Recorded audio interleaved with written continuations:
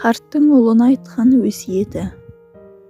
Бір бай өлер уақытында ұлын шақырып алып, «Ұлым, мен өлген соң жұма сайын қыз алып, қала сайын үй сал, ас жесең, бал же» деп өсиет айтыпты.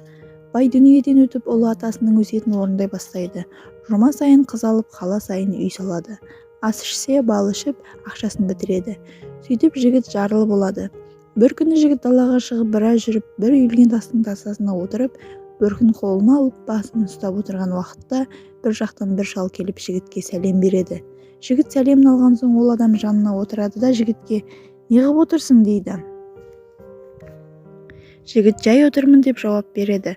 Шал «Шыныңды айт» деп қысқа бастайды. Жігіт еш нәрсе айтпайды. Шал «Сырыңды жасырма, мен саған жақсылық көрсетемін» дейді. Жігіт «Менің атам бай адам еді, сол атамның өлер алдында айтқан өсиетін орындаймын деп кедей болдым» дейді. Шал «Қандай өсиет айтып еді?» дейді. Жігіт «Әуелгі өсиеті мен өлген соң жұма сайын қыз ал деп еді. Мен атамның сол өсиетін тұтып, жұма сайын қыз алдым. Екінші өсиеті қала сайын үй сал деп еді. Мен қала сайын үй салдым. Үшінші өсиеті ас ішсең бал же деп еді.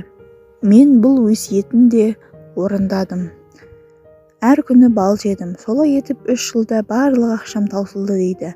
Шал тұрып жігітке «Сен атаңның өсиетін ұқпаған екенсің.